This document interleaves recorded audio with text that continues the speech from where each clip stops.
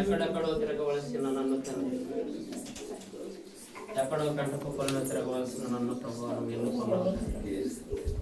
ఈ గొప్ప రక్షణ భాగ్యములకు తండ్రి మమ్మల్ని పిలిచినందుకై, మమ్మల్ని ఏర్పాటు చేసుకున్నందుకై నీకు వందనాలు స్తోత్రాలు తండ్రి. ఇదిగో నాయన ఈ మధ్యాహ్న కాల సమయంలో ప్రభు మీ బిడ్డలమైన మేమందరము తండ్రి మీ పాదాల చెంత నిలబడి స్తుతించి ఆరాధించి మీ నామాన్ని గణపరుచుకుంటున్న వేళ ప్రభువా ఈ పరిశుద్ధాత్మక సహవాసం మాతో ఉంచిన మీరు చూపుచున్న ఉచితమైన కృపకై మీకు వందనాలు స్తుతులు స్తోత్రాలు చెల్లిస్తున్నాం ప్రభు. యేసు ప్రేమ ప్రార్థనశాలకు ఎంతమంది మీ బిడ్డలు వచ్చినారు ప్రభు, వారికి కావాల్సిన ఆత్మీయ ఆహారమును తండ్రి మీ యొక్క పరలోకం నుండి వచ్చి వర్తమానము తండ్రి మీ పరిశుద్ధాత్మ సహవాసంతో మాకు తెలియపరచండి ప్రభువా. మీ పరిశుద్ధాత్మను సంచరింప చేస్తున్నందుకై మీకు వందనాలు స్తుతులు స్తోత్రాలు చెల్లిస్తున్నాం. ఈ మధ్యాహ్న కాల సమయంలో మరి ఒకసారి తండ్రి మమ్మల్ని అందరినీ ప్రభు మీ పాదాలకు సమర్పణ చేసుకుంటూ ప్రభువా మీ ప్రియకుమారుడు మా రక్షకుడైన ప్రభువైన యేసుక్రీస్తు నామములో తండ్రి ఈ ప్రార్థన అడిగి వేడుకొంటున్నాము తండ్రి. ఆమేన్. అందరూ కూర్చున్నట్లయితే మంచిగా ఉన్నారు. ఆయనకు మహిమ కలుగును గాక. పరిశుద్ధ లేఖనాలు కొద్ది నిమిషాలు వాక్యాన్ని ఫిలిప్పీయులకు రాసిన పత్రిక, ఫిలిప్పీయులకు రాసిన పత్రిక 2వ అధ్యాయము 16వ వచనము చదివి వినిపించవలసిందిగా ప్రభు పేరున కోరుచున్నాము.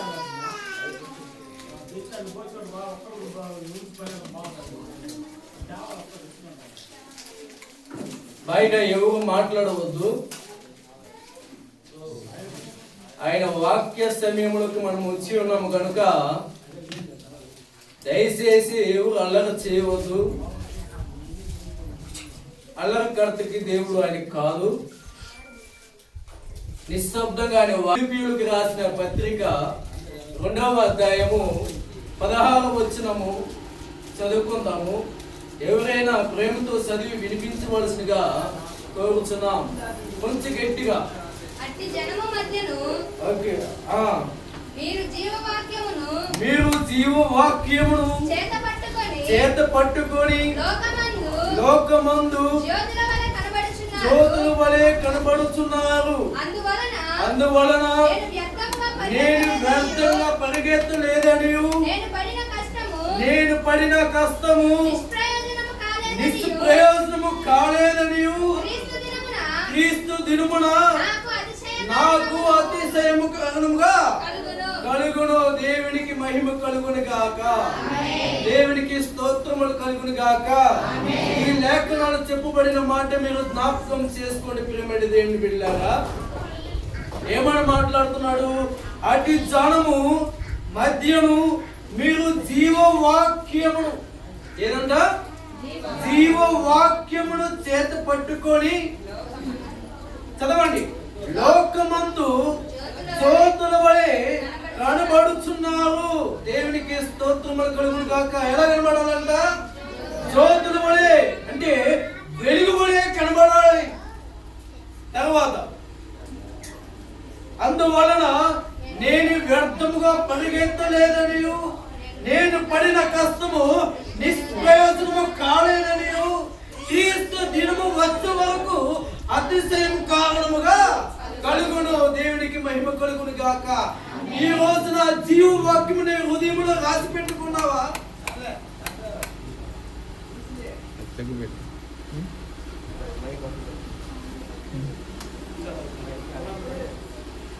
లైట్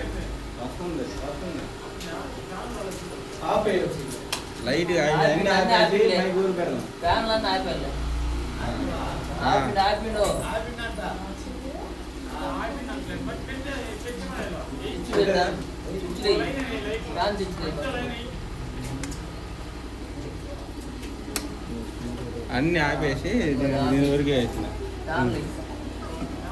జీవవాక్యమును చేతి పట్టుకొని లోకమందు జ్యోతుల వలె కనబడుచున్నారు. అందువలన నేను వ్యర్థంగా పరిగెత్తలేదని నేను పడిన కష్టము నిష్ప్రయోజనము కాలేదని, క్రీస్తు అంతము వరకు వచ్చే వరకు నా ప్రయాసము వ్యర్థం కాలేదని ఒక పిలుపులో అంటున్నాడు. ఈ రోజున జీవవాక్యము నీ హృదయంలో రాసి పెట్టుకుని ఉన్నావా? లోకములో వెలుగు వలె ఉన్నావా? జ్యోతుల వలె ఉన్నావా? మనమందరము జ్యోతుల వలె ఉన్నామా?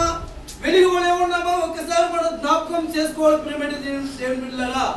అయితే దేవుడు ఏం చెప్తున్నాడంటే పరిశుద్ధ లేఖనం నుండి మత్తయి సువార్త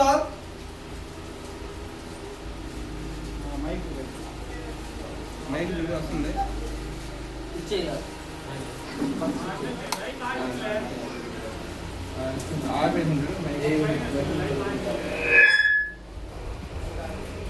పెట్టినా చిన్న తిరుగుతుంది అది. మెలకుగా ఉండండి, ప్రార్థన చేయండి, విశ్వాసములుగా జీవించండి, దేవుడి కృప చేత భయభక్తులు కలిగి జీవించాలని దేవుడు లేఖనాలు మనకు స్పష్టంగా తెలియజేసినట్లయితే ఈ రోజు మనం ఎలా ఉంటున్నామో ఆలోచన చేయాలి. గత వారాల నుంచి దేవుడి సువార్త యేసు ప్రేమ ప్రార్థనశాలలో ప్రకటించినప్పుడు ఒక్కడైనా మారుతారనే ఒక సేవకుడు వాక్యము బోధిస్తుంటే వాక్యస్థలంగా జీవించినట్లుగా ఉన్నారా లేరని మీరు పరీక్షించుకోవాలి. ప్రియమైన పిల్లరా, మనం వాక్యస్థలంగా జీవించాలి. ఏ దినమో ఏ సమయమో దేవుడు అక్కడ ఎలా ఉంటుందో మనం చెప్పలేని పరిస్థితిలో మనం ఉన్నాము. మనము గత కొన్ని వారాల నుంచి దేవుడి మాటలు చెప్పుకుంటున్నాం. ఇలా ఉండాలి, అలా ఉండాలి, అల్లరి చేయకూడదు. దేవుడి పరిశుద్ధమైన స్థలములో మనం వచ్చినప్పుడు మనం అల్లరి చేయకూడదు, పక్కన వారితో మాట్లాడకూడదు. నువ్వు నిశ్శబ్దముగా కలిగి దేవుని స్తుతించాలి, దేవుని ఆరాధించాలి. దేవుని ఆరాధించినప్పుడు ఆత్మతోను సత్యముతోను ప్రభువుని ఆరాధించాలని దేవుడు లేఖనాలు చెప్పబడిన మాట మీరు విన్నారు కదా. రాత్రి సమయం జాగ్రత్తగా వినండి ప్రియమైన దేవుని బిడ్డలారా. దేవుడు హెచ్చరిస్తున్నాడు. రాత్రి సమయము అతి త్వరలోనే ఉన్నది. దేవుడి లేఖనాలు చెప్పబడినట్లుగా లోకములో జరుగుతున్న సూచనలు మొత్తం దేవుడు ఇప్పుడు అక్కడ నెరవేరుస్తున్నాడు. అక్కడక్కడ భూకంపాలు, అక్కడక్కడ యుద్ధ వాతావరణం జరగట్లేదో చూస్తున్నారు కదా. మీరు టీవీలో చూస్తున్నారు, వార్తల్లో వింటున్నారు, పేపర్లో చూస్తున్నారు, సెల్లులో చూస్తున్నారు. అక్కడక్కడ యుద్ధాలు జరుగుతున్నాయి, అక్కడక్కడ భూకంపాలు జరుగుతున్నాయి, అక్కడక్కడ శ్రమ కలుగుతుంది, అక్కడక్కడ కరువులు కలుగుతున్నాయి. మీరు ఇంకా జ్ఞాపకం చేసుకోలేరా? ఇంకా ఎంత కాలము దేవుడిలో మార్పు లేకపోతే మన జీవితం ఏమైపోతుంది? ఒక్కసారి ఆలోచించేయండి ప్రియమైన దేవుని బిడ్డలారా. ఈ రోజు నీవు లోకమందు జ్యోతుల వలె ఉండాలంటున్నాడు దేవుడు. లోకమందు ఎలా ఉండాలంట? జ్యోతుల వలె, వెలుగు వలె లోకములో నువ్వు కనబడాలి. ఎందుకంటే జీవవాక్యం నీ హృదయంలో ఉండాలి. ప్రతి ఆదివారము దేవుడు ఇక్కడ ఈ బలపీఠం చెంత వాక్యము బోధిస్తున్నారు. కానీ మేము వాక్యసరంగా జీవిస్తున్నారా? వాక్య మూలంగా బ్రతుకుతున్నారా? ఎక్కడ చూసిన అతిక్రమణలు, ఎక్కడ చూసిన పాపము, ఎక్కడ చూసిన దొంగతనము, ఎక్కడ చూసిన మోసము. ఇంకా ఎంత కాలము? రాకడ సమయము అతి దగ్గరలో ఉన్నది. సేవకులైతే మారండి, మార మనసు పొందండి దేవుడు లేఖనాల ద్వారా మీకు చెబుతుంటే మీరు ఒక్కరైనా మార మనసు పొందుతున్నామా? మనము ఆలోచించండి ప్రియమైన దేవుని బిడ్డలారా. ఇంకా ఎంత కాలము మన బ్రతుకులు ఇలా అయిపోవడం? ఏ స్థలమైన చూడండి, మత్తయి సువార్త 25:11-13 వచనములో ఆ దినమైనను గడి అయినను మీకు తెలియదు కనుక మెలకువగా ఉండండి. దేవుడు చెప్తున్న మాట ఏ దినము ఏమో సంభవిస్తుందో మెలకువగా ఉండి ప్రార్థన చేయండి. ఆయన క్రీస్తులు అక్కడ మధ్య ఆకాశం వచ్చినంత వరకు ఓర్పుతో సహనముతో లోకమందు జ్యోతుల వలె నువ్వు ఉండాలని దేవుడు హెచ్చరిస్తున్నాడు ప్రియమైన బిడ్డలారా. అయితే నోవాహు దినములో అక్కడ జరుగుతున్న క్రియలను బట్టి, అక్కడ చూసిన వ్యభిచారమును బట్టి, అక్కడ ఒకరు పెళ్లి ఇచ్చుకుంటూ వారి వలస లేకుండా విస్తృతంగా జీవిస్తున్న నోవాహు కాలంలో దేవుడికి మహా కోపం వచ్చినంతగా దేవుడు తన చేతుల ద్వారా మనిషిని నరుని సృష్టించుకున్నాడు, భూమి ఆకాశంలో సృష్టించి అన్నాడు. ఇక్కడ మొక్కలు, చెట్లు, మనిషికి కావాల్సిన ఆక్సిజన్, ఆహారము అన్ని దేవుడు మనిషికి కావాల్సిన పద్ధతి దేవుడు అనుగ్రహించున్నాడు. కానీ మానవుడు ఏమి చేస్తున్నాడు? లోకోత్తరమైన అబద్ధానికి పాలవుతున్నాడు, వ్యభిచారం చేస్తున్నాడు, దొంగతనానికి పాలవుతున్నాడు, అక్రమణ చేస్తున్నాడు, దేవునికి విరోధంగా అన్ని చేస్తున్నాడు. ప్రియమైన దేవుని బిడ్డలారా, ఈ రోజు మనము సజీవులుగా ఉన్నామంటే ఒక్కసారి మీరు జ్ఞాపకం చేసుకోవాలి. నీ కోసం ఎవరో ప్రార్థన చేస్తున్నాడు, నీ కోసం సేవకులు ఇక్కడ మోకరించి ప్రార్థన చేస్తున్నారు, మీరు మాల మనసు పొందాలని. దేవుడు అక్కడ మధ్య ఆకాశంలో వచ్చినప్పుడు ఈ యేసు ప్రేమ ప్రార్థన చాలా ఎత్తుపడాలని దేవుడికి ఉద్దేశం, సేవకులకు ఒక ఉద్దేశం. ఇక్కడ ఎవడు వ్యర్థంగా పోకూడదు. ప్రియమైన బిడ్డలారా, నోవాహు కూడా 120 సంవత్సరాలు సువార్త ప్రకటించున్నాడు. జలప్రాంతం రాబోతుంది, ఈ ప్రాంతం అంతా నాశనం చేయబోతున్నాడు. దేవుడు మారండి, మారు మనసు పొందండి. నోవాహు కూడా సువార్త ప్రకటించాడు. ప్రియమైన బిడ్డలారా, ఒక్కడని మారలేదు. దేవుడు ప్రపంచం మొత్తం ఎదిగాడు, ఒక్కడైనా మారు మనసు పొంది ఉన్నాడా? లేరు. అందరూ విచ్చలుడిగా పాపం చేస్తున్నారు, మోహపు చూపుల ద్వారా పాపం చేస్తున్నారు. పిల్లగా అయితే ప్రపంచం మొత్తం ఎదిగిన తర్వాత ఒక్కరు దొరికాడు. దేవునికి స్తోత్రములు కలుగును గాక. ఆమేన్, ఆమేన్. ఎవరతను చెప్పండి? నోవాహు అక్కడ దొరికాడు. అతడు దేవుడు ఎందు భయభక్తి కలిగి ఉన్నాడు, వాక్య సారంగా జీవించి ఉన్నాడు. వాక్య జీవ అతను హృదయంలో రాసుకొని లోకం మొత్తానికి వెలుగుగా ఉన్నాడు. దేవుడికి స్తోత్రములు కలుగును గాక, దేవుడికి మహిమ కలుగును గాక. అయితే అతని అక్కడ ప్రపంచం మొత్తం నాశనం చేయాలని దేవుడి ఉద్దేశం. కానీ నీతిమంతుడుగా కనబడిన నోవాహు కూడా అంతము కాకూడదు. ఎందుకంటే దేవుడి యందు భయభక్తి కలిగిన వాడు నీతిమంతుడు. దేవుడు అంటే ప్రాణమానికి ఎడతెగక ప్రార్థన చేసేవాడు, తన కుటుంబం కొరకు ప్రార్థన చేసేవాడు.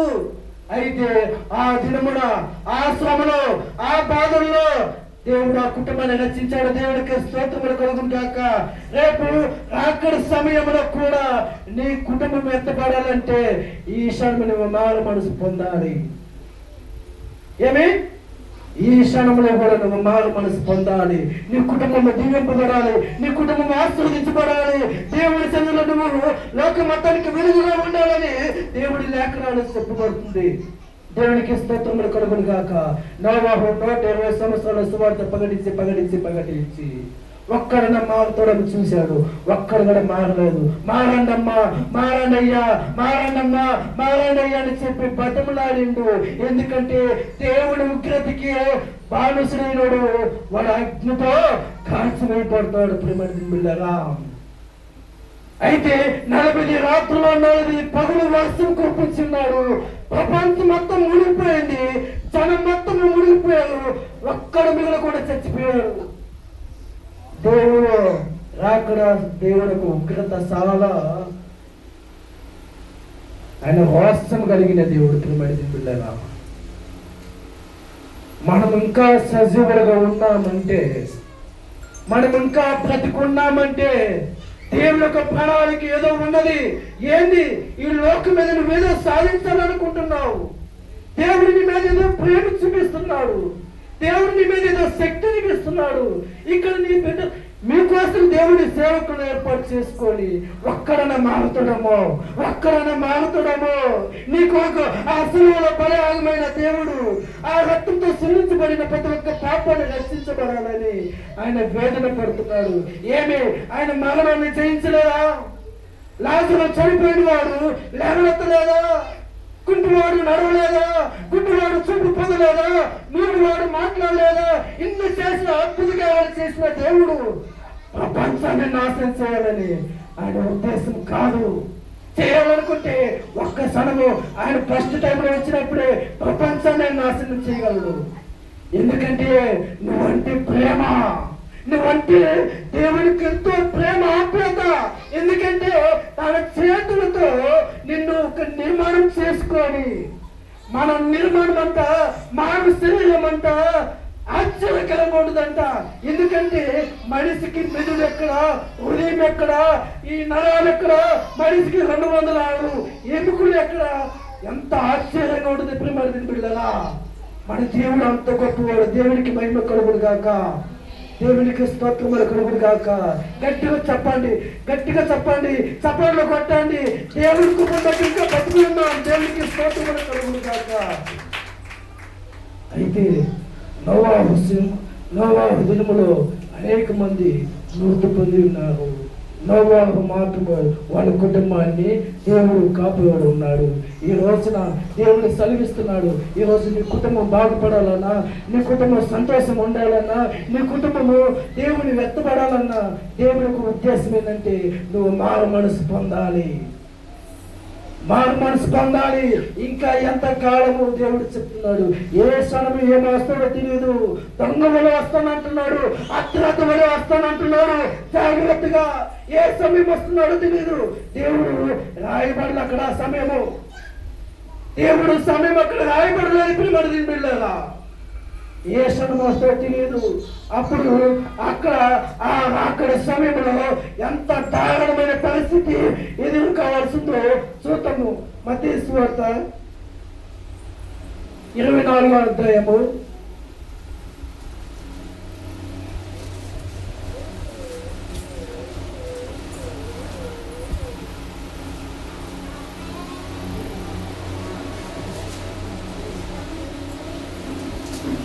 1 నుంచి చదువుకున్నప్పుడు పెడుతుందా.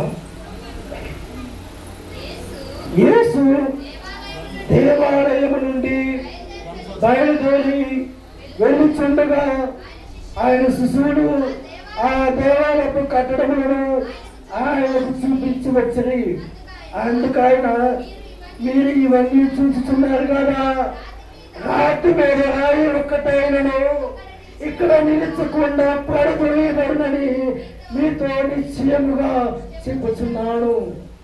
ఆ రాకడ సమయము, యేసయ్య రెండవ రాకడ సమయము మధ్య ఆకాశం నుండి భూములను మోదుతూ అందరిని పిలుస్తున్నాడు. ప్రియమైన బిడ్డలారా, అక్కడన్నా జరుగుతున్నాయి. అక్కడక్కడ భూకంపాలు, అక్కడక్కడ కరువులు, అక్కడక్కడ మోసము. యేసు వచ్చాడని, యేసు అద్భుత కార్యాలు చేశాడని మనల్ని మోసం చేస్తాడు. ప్రియమైన బిడ్డలారా, అప్పుడంట పాలిచ్చే గర్భంలో కంటే శ్రమ అంట. ఏదంట? పాలిచ్చే గర్భంలకు శ్రమ అంట.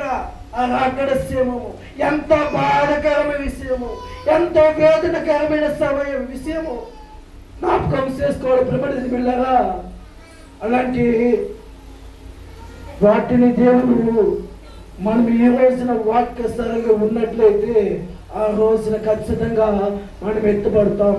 కింద వచనం చదువుకున్నాం. ప్రియమైన బిడ్డలారా,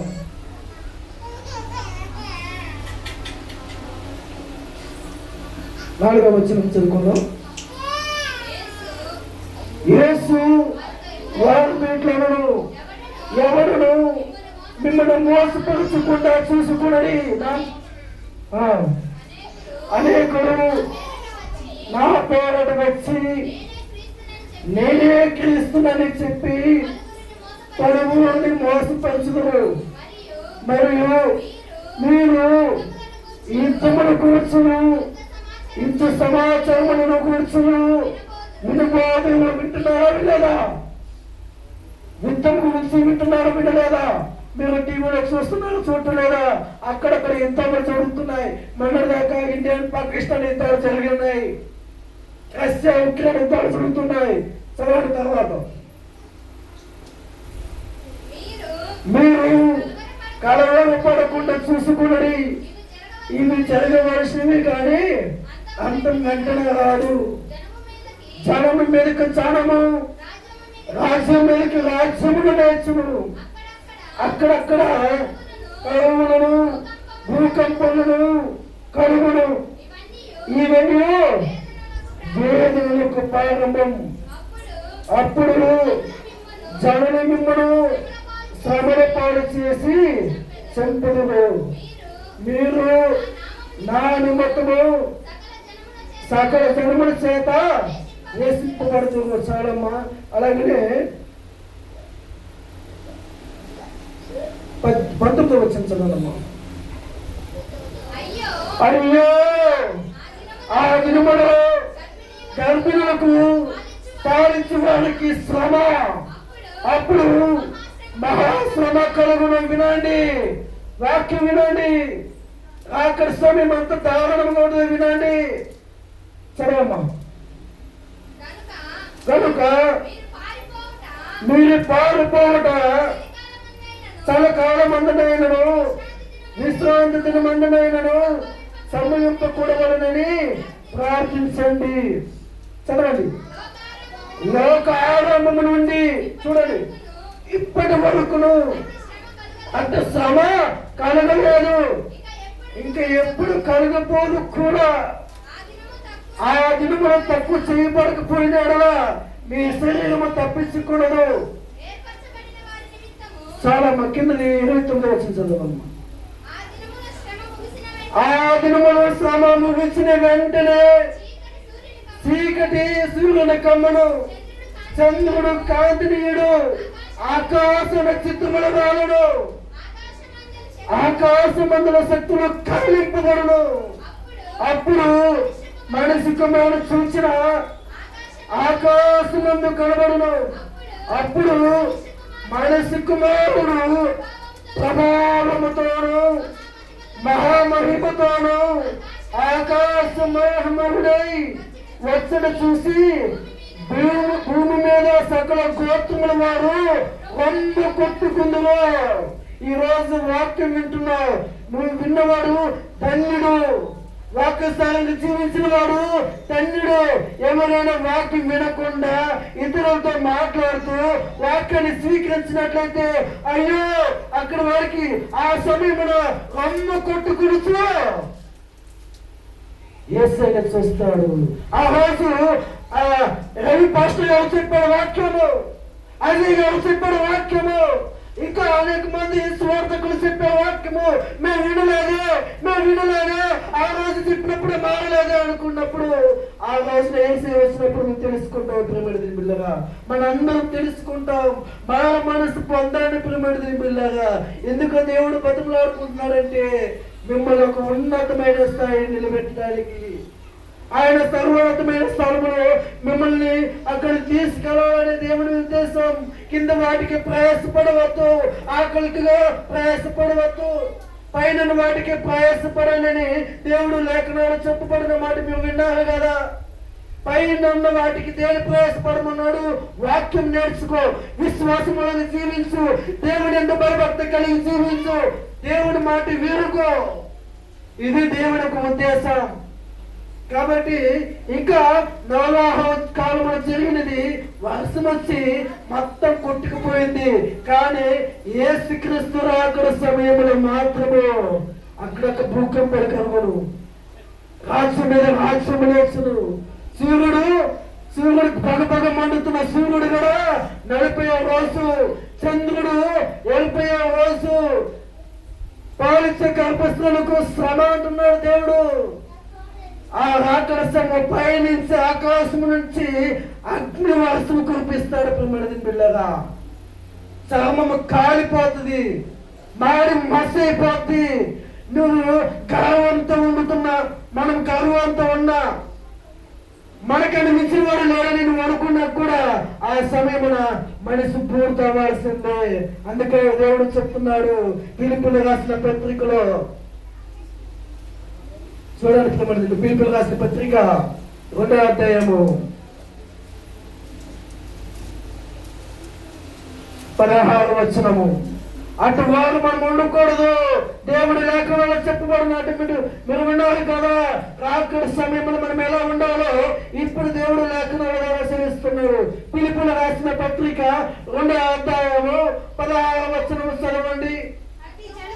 అటు జనముల మధ్యను మీరు జీవ వాక్యమును చేత పట్టుకొని, ఇప్పుడు సిద్ధపడి ఉన్నారా? జీవ వాక్యమును చేత పట్టుకుని ఉన్నారా? మీరు లోకమందు చేతలో ఉండటకు, వెలుగు ఉండటకు, జీవము కలిగిన దేవుడు మీ పక్షాన యుద్ధం చేయటకు దేవుడు సిద్ధంగా ఉన్నాడని మీరు నమ్ముచున్నారా? దేవునికి మహిమ కలుగును గాక. అటు చదువు మధ్యను మీరు జీవవాక్యమును చేత పట్టుకొని లోకమందు సోదరుల వలె కనబడుచున్నారు. ఈ రోజు వాక్యం వింటున్న నువ్వు, నీ వాక్యము వ్యర్థంగా పోదు. నువ్వు చేసిన పరిచర్య వ్యర్థంగా పోదు. నువ్వు చేసిన ప్రార్థనలు వ్యర్థంగా పోదు. అందుకే పిలుపులు అంటున్నాడు ఒక మాట, కింద చదవండి అమ్మా. అందువలన నేను వ్యర్థముగా పరిగెత్తలేదని. ఎప్పుడైతే అతను వాక్యం విన్న తర్వాత, వాక్యస్థానంగా జీవించిన తర్వాత అంటున్నాడు ఆ పిలుపు. ఏమని మాట్లాడుతుంది వినండి, చదవండి. అందువలన నేను వ్యర్థంగా పరిగెత్తలేదని, నేను పడిన కష్టము నిష్ప్రయోజనము కాలేదని క్రీస్తు దినమున నాకు అతిశయ కారణముగా కలుగును. ఈ రోజు క్రీస్తు దినము వచ్చే వరకు నీకు అతిశయముగా కారణముగా కలగాలి. దేవునికి స్తోత్రము కలుగును కాక, దేవునికి మహిమ కలుగును కాక. దేవుడి విలువైన మాటలు మన హృదయములు రాయబడి నీటి కట్టి ఫలించలాగిన దేవుడు మనకు సహాయపడును కాక.